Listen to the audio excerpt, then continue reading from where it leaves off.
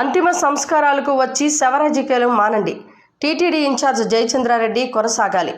పెద్ద తిప్పసముద్రం మండలం టి సదుం పంచాయతీ పరిధిలోని చెన్నరాయనపల్లి గ్రామంలో బాబురెడ్డి అనారోగ్యంతో మృతి చెందడంతో సంతాపం తెలియజేయాలని వచ్చిన మాజీ ఎమ్మెల్యే శంకర్ శ్రద్ధాంజలి ఘటించి సంతాపం తెలిపిన తర్వాత ఇన్ఛార్జ్ మార్పుకు కుయుక్తులకు చేస్తుండటంతో ప్రస్తుతం ఉన్న ఇన్ఛార్జ్ జయచంద్రారెడ్డి ప్రజలకు అందుబాటులో ఉండడమే కాక సమస్యలపై స్పందిస్తూ పరిష్కారం చేస్తున్న నేపథ్యంలో మార్పు అవసరం లేదని శంకర్కు వ్యతిరేకంగా ప్రతిఖండిస్తూ మీడియా ముందుకు వచ్చిన నిజమైన స్థానిక తెలుగుదేశం నాయకులు. ఇసుక పాపాగ్ని నది అనేది శంకర యాదవ్ ఇంటి కిందనే ఉంది. మా మిత్రుడు తమ్ముడు చంద్రమోహన్ రెడ్డి చెప్పినట్టు అక్కడ ఆయన పాస్ పోస్తే దాంట్లోకి వెళ్తుంది. అక్కడ చేస్తా ఉండే స్మగ్లింగ్ కానీ ఏదన్నా కానీ ఆయన కనపడదు. కానీ ఈ పొద్దు పూర్తిగా ఏమనే మాత్రం లేకుండా చోహా చేసినా కూడా ఏ రోజు కూడా ఒక స్టేట్మెంట్ కూడా ఇచ్చిన పాపాన్ని ఫాలో అయినా ఈ పోనీ ఇప్పుడు శ్రీనాథ్ రెడ్డి అనే వ్యక్తి కూడా అక్కడే ల్యాండ్స్ ఉన్నాయి, 100 ఎకరాల భూసాలు. ఇంతమంది డామేజ్ అవుతూ ఉంటే ప్రజలు రైతులు కానీ వాటర్ లేకుండా సబ్సిడీగా వెళ్ళిపోతూ ఉంటే అట్టడుగుకు వెళ్తున్న ఇసుకను అక్కడ ఇసుక తోడేస్తే వాటర్ గ్రౌండ్ వాటర్ ఇంకా లోతుకు వెళ్తుంది. అటువంటి అప్పుడు కూడా ఎక్కడ కూడా మాట్లాడాలా? ఎందుకు మాట్లాడలేదయ్యా? లేదు వాళ్ళకి భయపడి మాట్లాడలేదా? లేదంటే వాళ్ళు ఏమన్నా ప్యాకేజ్ అన్నా నీకు ఏమన్నా ఆఫర్ చేశారా? ఎందుకు నువ్వు అంత భయపడి ఈరోజు ఏదో తెలుగుదేశంలో నువ్వు ఏదో అంతో ఎంతో వ్యక్తిగా వెదిగి తెలుగుదేశంలో కుటుంబంలో నువ్వు స్విచ్ పెట్టాలని చూస్తున్నావు. ఇది కరెక్ట్ అయిన పద్ధతి కాదు. ఈ పద్ధతులు మార్చుకోండి. కానీ ఈ మండల కన్వీనర్లు అనేవాళ్ళు ఇప్పటికైనా కానీ ఈ అక్కడ పార్టీ ఎవరికి ఇచ్చినా కానీ ఇప్పుడు మండల కన్వీనర్ మీరు ఎట్లయ్యారు? పార్టీ ఉంటే తెలుగుదేశం పార్టీలో పనిచేసిన దానికి పార్టీలో ఏదో కొంత అంతో ఎంతో పనిచేసినారు, గౌరవించారు.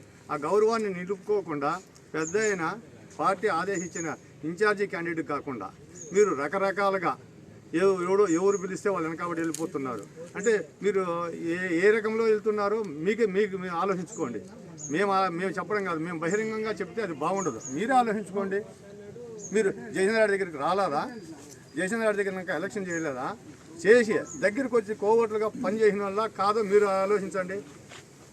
ఎందుకు ఇప్పుడు మా మిత్రులు ఇప్పుడు కూడా చెప్పారు, ఏజెంట్ పారాలు 9 గంటల వరకు ఎందుకు లేకపోయినారు అంటే మండల కన్వీనర్ మీకు బాధ్యత ఇచ్చిన దానికా, మిమ్మల్ని నమ్మిన దానికా మా ఇన్ఛార్జి గారు? ఎక్కడైనా కానీ మీరు మన తప్పును మనం తెలుసుకొని సర్దుకొని ఇప్పటికైనా కానీ పార్టీని బస్టు పట్టించకుండా ఇప్పటికైనా కలిసి వచ్చేది చూడండి. ఈ గ్రూపులు తయారు చేద్దాం అనుకోవద్దండి, దీన్ని ఇంకా జటలం చేద్దాం అనుకోవద్దండి. ఇప్పటికైనా కానీ మీరు నేను అప్పుడు ఇంతకు ముందే చెప్పా అన్నా, నా మీద కేసు లేదు అంటే నా బంధువులందరూ వైసీపీలో ఉన్నారు, నేను మాత్రం తెలుగుదేశంలో ఉన్నాను, నన్ను మా బంధువులు కాపాడేస్తారు ఉంటారు. అంటే మీ బంధువులు నువ్వు కూడా ఈ పక్క ఉండి ఆ పక్క సపోర్ట్ చేసినట్టే కదా, నువ్వు ఒప్పుకున్నట్టే కదా, మీకు లోపాయకు ఒప్పందాలు ఉన్నాయనే కదా. మీరు గతంలో కూడా ఇప్పుడు పెట్టిన కన్వీనర్లు ఒకసారి చూసుకోండి. శంకర్ యాదవ్ వచ్చిన తర్వాత ఏ కన్వీనర్ అయినా కానీ ఉన్నాడంటే పేరుతో సహా చెప్తాం. సవాలు ఉంటున్నారు, ఆ సవాలు స్వీకరించడం వల్ల శ్రీనాథ్ రెడ్డి నువ్వు పెట్టిన కన్వీనర్లే మొత్తం నీ ఆధ్వర్యంలో జరిగినవి ఈ కన్వీనర్లు అంతా. నిన్నటి వరకు కూడా ఆనందరెడ్డి వరకు కూడా నువ్వు చెప్పిన కన్వీనరే. ఎక్కడ నువ్వు కాకుండా శంకర్ యాదవ్ నిర్ణయించింది కాదు నీ కన్వీనర్. ఇంకా విషయం చెప్తా, లోకేష్ పాదయాత్రలు అయ్యా మీ లీడర్లు ఎంత మాత్రం ఖర్చు పెట్టుకున్నారో చెప్పండి. లోకేష్ సార్ పాదయాత్రకు ఎంత పెట్టారు? మీరు ఎక్కడొచ్చారు? ఏం చేశారు? మీరు ఒక్కరన్నా నైట్ ఉన్నారా? మండల కన్వీనర్గా బాధ్యత నిర్వహించినావా? నువ్వు వచ్చావు, పీటీ బార్డర్లో ఎంట్రీ లేకొచ్చావు, కనిపించకుండా వెళ్ళిపోయావు. ఆ నైట్ అంతా వర్షం, బండ్లు చిక్కులుకుంటే పెరికిచ్చేది మేము. ఆ రోజు వర్షం పడింది. లోకేష్ సార్ పాదయాత్రలో బస్సులో ఉంటే చుట్టుకారం టెంట్లు అన్నీ నానిపోయి బస్సులు చిక్కులకపోతే నువ్వు తెల్లారేంత వరకు కూడా నువ్వు ఆ పక్కకు రాలా. తెల్లారేలాగే సార్ పూజ చేయాల్సి వస్తే పూజ సామాగ్రి తెచ్చిచ్చేదానికి కూడా ఒక మండల కన్వీనర్గా బాధ్యతగా అతాకు వచ్చి బాధ్యతగా నిలబడుకునేది లేదు. నువ్వు చేయొద్దయా? నీకు మండల కన్వీనర్ అనే దానికి ఏం గౌరవం నీకు ఇచ్చింది? పార్టీ ఇప్పుడు అధికారంలోకి వచ్చిందని ఒక మాట, అధికారం లేకపోతే ఒక మాట కాదు. లేనాపొద్దు కూడా కానీ నువ్వు కష్టపడినావు అనుకుంటున్నావా? ఎక్కడ కష్టపడినావు? అడ్రస్ లేదు, ₹1 డబ్బులు పెట్టడం లేదు. నువ్వు ఎంత పెట్టావు లోకేష్ పాదయాత్రకు?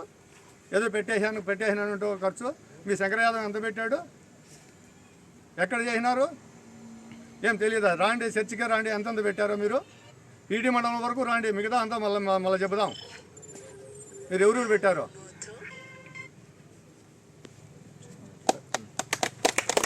అందరూ కూడా ఒకటే ఆలోచించాలి. మన తెలుగుదేశం పార్టీ అంటే చాలా క్రమశిక్షణ అయిన పార్టీ. కొన్ని విభేదాలు ఉంటే మనము ఏదైనా కానీ పార్టీలో చర్చించుకోవాలి, కానీ బహిరంగంగా మాట్లాడడం కానీ ఇది కరెక్ట్ కాదు. నిన్న వచ్చేసి ఒక కార్యక్రమంలో కొంతమంది మా లీడర్లు అంటే తెలుగుదేశంలో ఉండి ఈ మాదిరిగా పార్టీని వ్యతిరేకంగా మాట్లాడడం కానీ, ఇన్ఛార్జీని వ్యతిరేకంగా మాట్లాడేది కానీ ఇది కరెక్ట్ కాదు. ఈ పద్ధతి మార్చుకుంటే చాలా బాగుంటుంది. ఆయన ఒక అతను చెప్తున్నాడు, నేను స్వచ్ఛంగా నేను పార్టీకి పనిచేసినాను అని. ఎక్కడ పనిచేశాడో ఆయనకు తెలుసు. వాళ్ళ చిన్నాయన లోకాయుక్త చైర్మన్గా ఉండి ఆయన ఈ పార్టీలో తెలుగుదేశం పార్టీలో కొనసాగి ఈ మాదిరిగా కొంతమందిని ఈ పొద్దు ఈ మండలాన్ని బస్సు పట్టిస్తూ ఉండేది ఆయన. ఈ ఎంపీ ఒక మండల కన్వీనర్లో ఆయన శంకర యాదవ్ పెరుగుల్లో పెట్టిన వాళ్ళు అందరూ కూడా ఏ ఒక్క మండల కన్వీనర్ కూడా పార్టీలో పూర్తిగా కొనసాగల. ఆయన ఓటరికాన్ని పెట్టుకొని పార్టీని గబ్బు పట్టించారు. ఇప్పటికైనా కానీ అది తెలుసు ఆయనకు, అయినా మాట్లాడుతున్నాడు. కొంతమంది పేర్లు పెట్టి మాట్లాడుతున్నాడు, వాళ్ళు బెస్ట్ పట్టించారు, వీళ్ళు బెస్ట్ పట్టించారు. ఎవరు బెస్ట్ పట్టించరా. ఆయనకు ఒకటే, ఆయన చెప్పింది జరగాల. అంటే వాళ్ళ చిన్నాయన లోకాయుక్త చైర్మన్ వైసీపీలో, వీనేమో ఇక్కడ 53 అంగళ్ళ కేసులో నన్ను అరెస్ట్ చేస్తే ఒక మండల కన్వీనర్ అంటాడు, అన్న నాకు ఈ బంధుత్వం ఉంది, దానివల్ల నన్ను అరెస్ట్ చేయలేదు. నేను ఏ ఒక లీడర్షిప్లో ఉండా కానీ పార్టీకి వేరేగా ఏ పదవి అనుభవించలా. పదవి అనుభవించకపోయినా నన్ను అయితే 53 రోజులు అరెస్ట్ చేసి అంగళ్ళ కేసులో. కానీ ఈ లీడర్లు ఎవరిని కాదు వాళ్ళు జోలికి పోవాలా. ఎందుకంటే వాళ్ళ చిన్న లోకాయుక్త చైర్మన్ ఇంకో మండల కన్వీనర్కు మండలం అంతా బంధుత్వం ఉందంట, అందువల్ల అతను అరెస్ట్ చేయలేదంట. నేను ఎక్కడ కూడా కానీ పార్టీకి పనిచేశాం కానీ వ్యక్తుల కోసం పనిచేయలేదు. ఈరోజు కూడా జయచంద్రారెడ్డి ఏం చెప్తున్నాడు, అయ్యా మీరు లీడర్లు పార్టీకి గతంలో కూడా మీరు చాలా త్యాగాలు చేశారు, చాలా ఇబ్బందులు పడ్డారు. నేను వచ్చి 3 నెలలు అవుతా ఉంది. ఒక 2 నెలలు ఎలక్షన్కే జరిపింది నా పని. ఇప్పుడు 3 నెలలు పరిపాలన. అంతో ఎంతో నేను చేసేదానికి కూడా ఈ మాదిరిగా నా మీద అబండాలు వేస్తున్నారు. ఇది కరెక్ట్ అవునా అంటున్నాడు. అవునా అంటే వాళ్ళకు తెలుసు కాదు అనేది. కానీ ఏదో ఒకటి చేసి ఈ మండలాన్నే కాకపోతే కూడా ఈ కాన్స్టిట్యూషన్ గబ్బు పట్టించాల. అంటే గ్రూపులు తయారు చేసేయాల. ఇంకొక ఆయన వస్తాడు, అన్నా ఎవరికి వచ్చిన టికెట్ కలిసి చేద్దాము అంటాడు. ఆయనేమో కలిసి చేసింది ఏంది లేదు, పార్టీకి పనిచేసింది లేదు. ఇప్పటికైనా కానీ ఆయన గ్రూప్ తయారు చేసుకొని వెళ్ళిపోతాడు. కలిసి హైకమాండ్ టికెట్ కన్ఫర్మ్ చేసిన తర్వాత ఆయనకు పని చేసిన వాళ్ళు చాలామంది తక్కువగా ఇప్పుడు మాట్లాడుతున్న వాళ్ళు. కానీ వాళ్ళకి తెలుసు మనం చేయలేదు అనేది. కానీ పైన మేకపోతే గంభీరం మాట్లాడుతున్నాడు. ఇప్పుడు సవాలు ఉంటున్నాడు. ఏం సవాలయ్యా? నువ్వు పార్టీ ఉంటే మీరు మనుషులు, పార్టీ లేకుండా పోతే మీ ఇండివిజువల్గా రాండి చూస్తాం. పార్టీ పేరు చెప్పుకునేను అందరినీ బస్సు పట్టిస్తారా? జయచంద్రారెడ్డిని మీరు కోవట్ అంటారా? ఎక్కడ కోవట్టయ్యా? మీకు తెలుసా? మీరు నిరూపిస్తారా? ఇసుక 30,000 ఉంటున్నావు, నువ్వు నిరూపిస్తావా? ఎవరో ఏ ఒక్కడినైనా కానీ నిరూపిస్తావా? నువ్వు మాట్లాడేది కాదు. పార్టీలో ఉండి పార్టీతో మీరు ఎవరో శ్రీనాథ్ రెడ్డో ఇంకొక అతనో కాదు, ఆ అతనిలో అందరికీ తెలుసు మాట్లాడుతున్నారు. వాడు ఎవరో చెప్తున్నాడు, అక్కడ ఆనందరెడ్డి మాట్లాడుతున్నప్పుడు మీరు శంకరన్న ఆదేశిస్తే అంటే జయచంద్రారెడ్డిని వేసేస్తాడంట. ఎవరో ఆ క్యాండిడేట్ అయినా బయట పెట్టండి అయ్యా, వేసేసే క్యాండిడేట్ను. మీకు మాటలు వస్తున్నాను అనుకుంటున్నారు, మాటలు సరిగ్గా మాట్లాడేది నేర్చుకోండి, పద్ధతిగా మాట్లాడించేది నేర్చుకోండి. అక్కడ ఉన్న లీడర్లు కనీసం ఇది తప్పుని మాకు ఖండించలా. మేము ఇప్పుడు కూడా చెప్తున్నాం, మనము ఒక పార్టీలో పనిచేసాం, గౌరవంగా ఉండేట్టుగా చూడండి. శ్రీనాథ్ రెడ్డి సవాల్ అంటున్నావు, ఏం సవాలు స్వీకరిస్తావు? ఏ సవాల్కి వస్తావు? నువ్వు మండలాన్ని గబ్బు పట్టించలేదా? నువ్వు మండలాన్ని నాశనం చేయలేదా? నువ్వు పెట్టిన క్యాండిడేట్ ఎవడున్నారు? పేర్లు చెప్పమంటావా? నువ్వు ఈసారి మాట్లాడితే దాని గురించి సవాళ్ళకి నేను సిద్ధంగా ఉండా. ఎక్కడ వస్తావో చూస్తాం, ఏటకు వస్తావో మాట్లాడుకుందాం. చర్చకు రెడీనా? నీకు చేత అయితే నువ్వు దమ్ముంది అంటున్నావు, నువ్వు 100 ఎకరాల భూస్వామి అంటున్నావు. నీకన్నా నాకు ఉంది, నీకే కాదు 100 ఎకరాలు ఉండేది.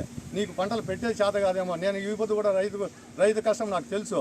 ఈరోజు కూడా 1,50,00,000 రూపాయలు ఆదాయాన్ని తీసుకుంటున్నా.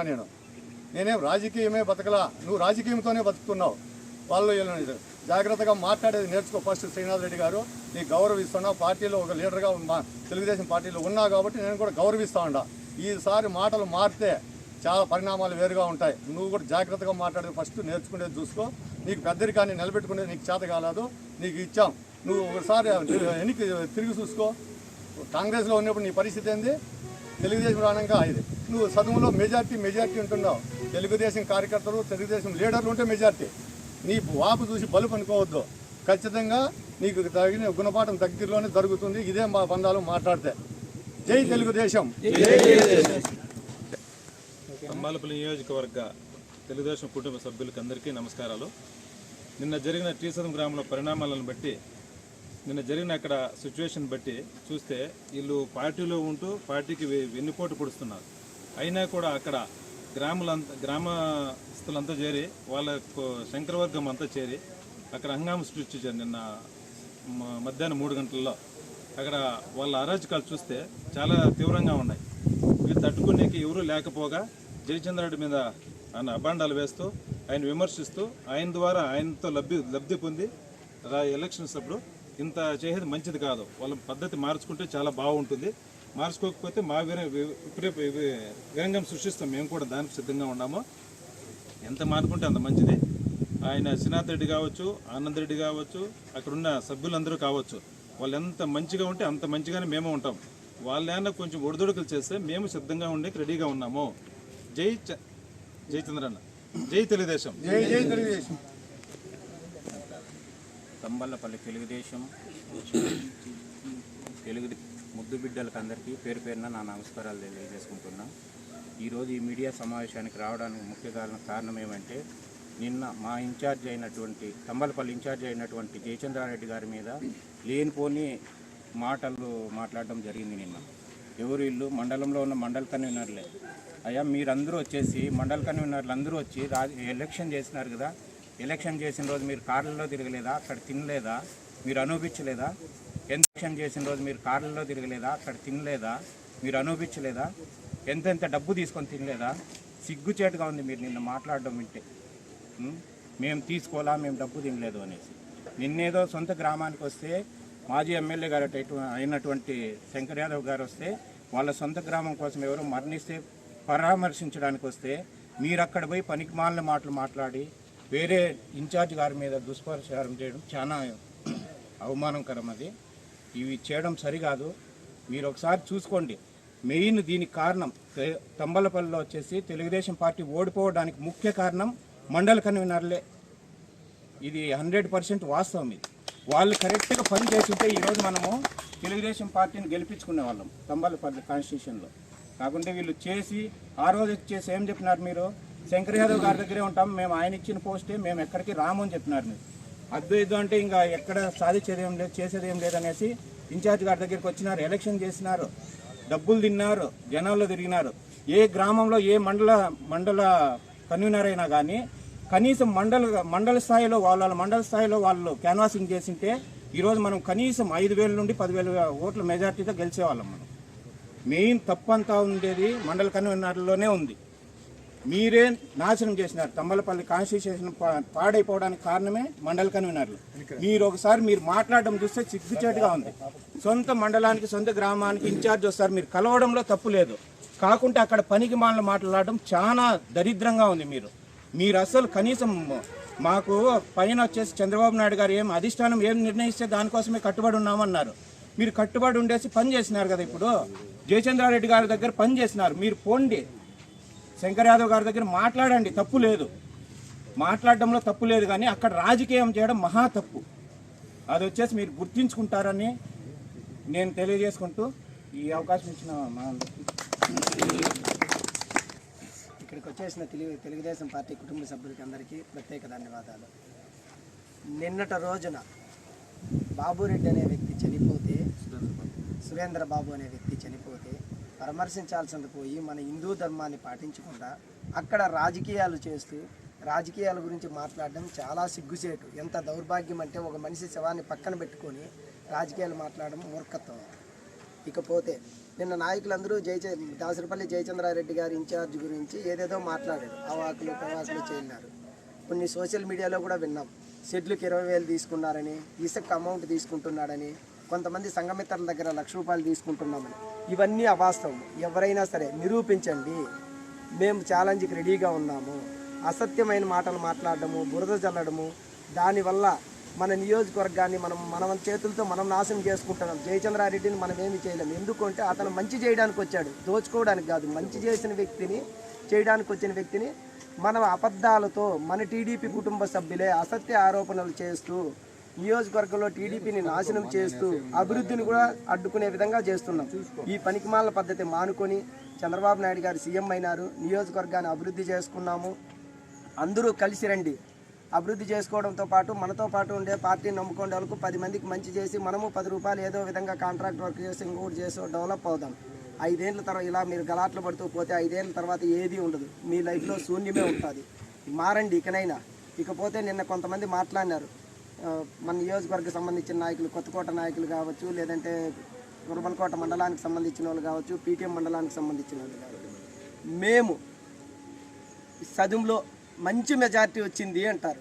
అయ్యా ఒకటే చెప్తాము, ఇదే శంకర్ యాదవ్ 2009లో కాంగ్రెస్ తరఫున పోటీ చేసినప్పుడు కూడా టీడీపీకే మెజార్టీ.